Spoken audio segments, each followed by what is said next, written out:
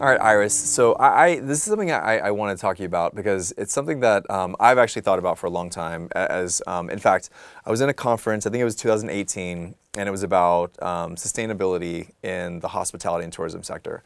And one of the work groups, the breakout groups, the conversation was around the definition of luxury and kind of customer expectation. Okay, and for me, it was one of the few times that I was at a conference and we had one of these breakout things that it really got me thinking, because I had never thought about the paradigm of luxury as a concept. And as a luxury hotel brand operator, I'm genuinely curious about, I guess, your perception, or maybe the perception of Mandarin Oriental Group around the concept of luxury, but also how that either supports or runs counter to the concept of sustainability.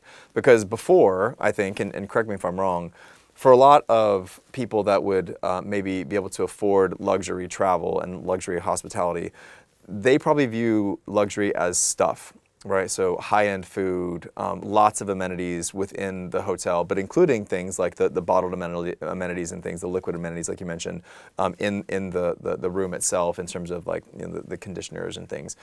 Maybe even the ability to take those things away because it just feels like they're getting something out of that stay.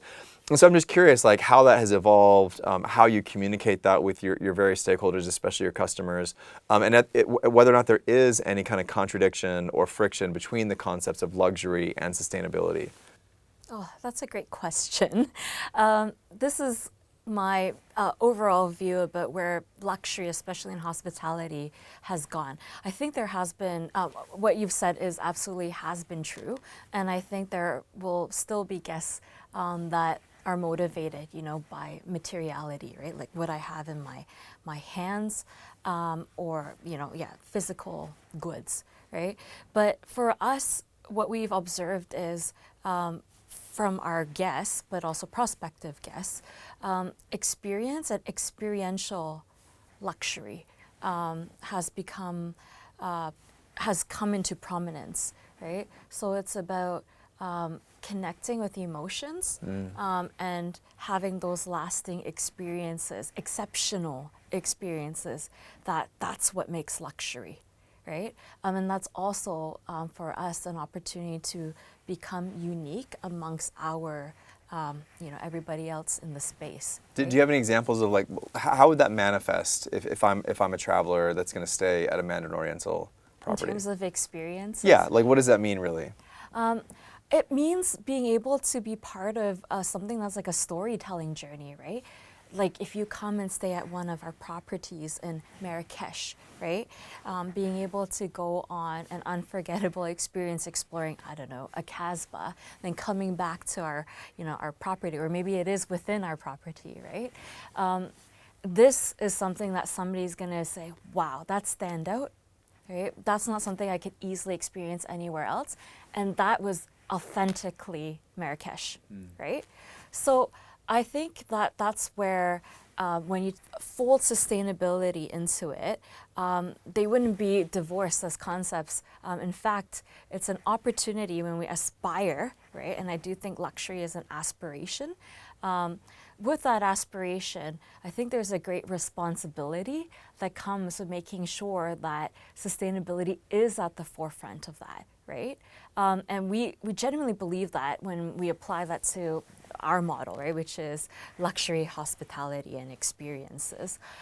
It's important for us that all these beautiful destinations, right, that are part of our portfolio, we have a real responsibility to our communities, right, with which we operate, to really preserve culture, the environment, right, and take care of the people, right, that we generally employ to help us bring all of this to life, right? And I think that's what guests expect from us, right? That all of these are part of the considerations when they come for this luxurious, once in a lifetime experience staying with us. Yeah, you mentioned, not on video, that you kind of view your role as a caretaker of these communities, of the local environments where you operate.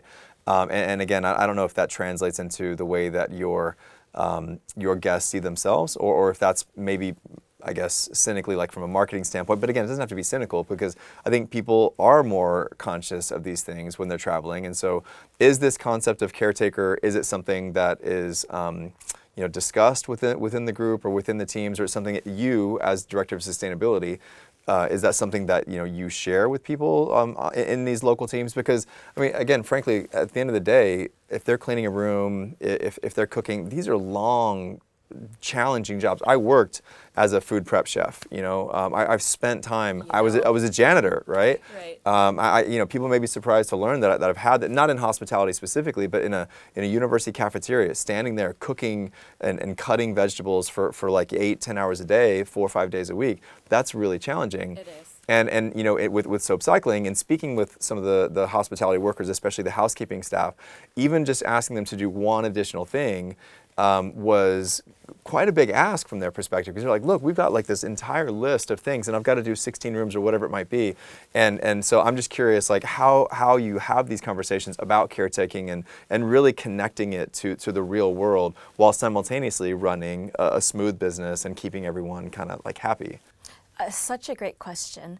And I did say that. I might have said custodian, but yes. Yeah. A custodian of all these beautiful destinations, right? It folds into, acting with responsibility. Is very important for us. It's a core value of ours within the group. And when I talk about values, I think overarching is, this question is really about how do you build that culture within your organization? Because it's cultural, right?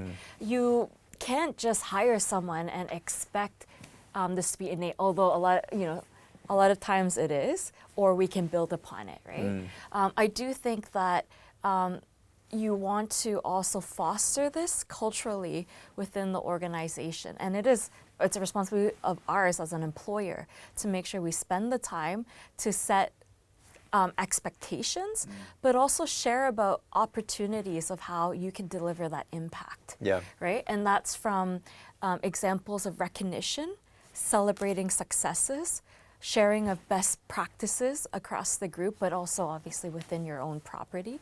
All of this resonates because people aspire. I think people want to not only come in for a job, but feel pride in what they're contributing towards.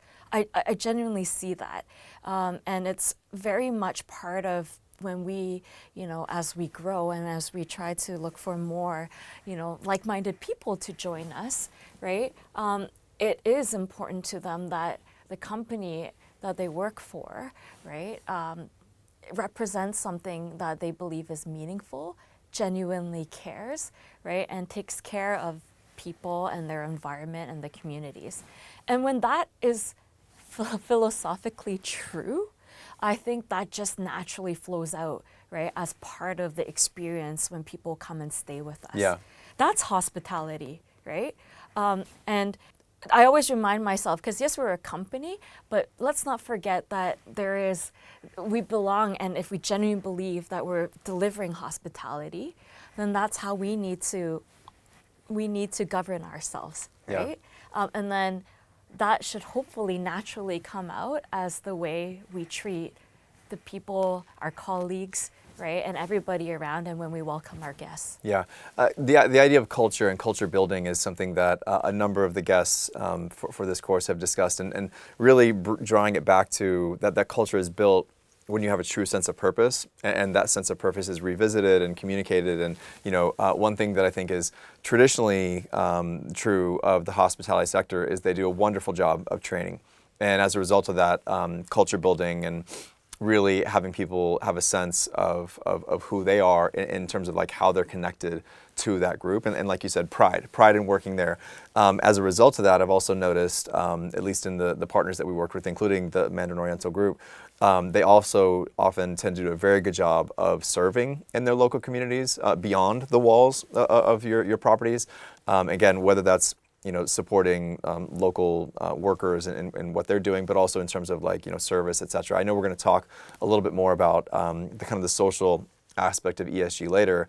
But definitely I've seen that, and I think as I've been in the Mandarin properties, like there really is a sense of identity and purpose and culture, and so I can see that how that would permeate and like manifest to the guests. Yeah.